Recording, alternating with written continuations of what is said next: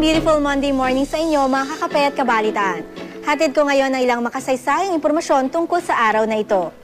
Una na riyan ang pagkadiskubre sa katawan ng namatay na rock legend na leader ng bandang Nirvana na si Kurt Cobain.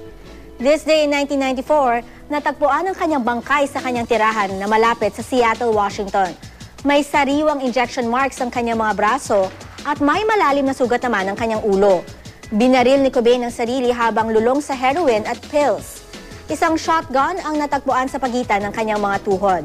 Sa iniwan niyang sulat, sinabi niya na mula 7 taong gulang pa lamang siya, ay malaki na ang galit niya sa lahat ng tao sa mundo.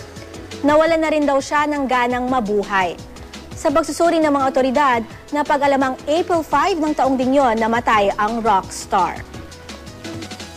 Huli naman sa ating history trivia, ang paggunita sa kaarawan ni Siddhartha Gautama. This day in 563 BC, pinapaniwala ang isinilang ang founder ng Buddhism na mas kilala bilang Buddha. Ipinanak siya bilang si Prince Siddhartha na anak ng hari ng Sakya. Base yan sa Tripitaka na naglalaman ng pinakaunang talambuhay ni Gautama na kinikilala ng mga dalubhasa.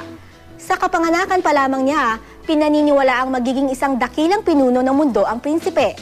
Ang tawag nga sa kanyang Buddha ay nangangahulugang awakened o enlightened one. Sa isang parke sa Benares, India, unang tinuro ni Gautama ang mga doktrina ng relihiyong Buddhism. So that's it for our history lessons today. Have a great week ahead po, mga kakape.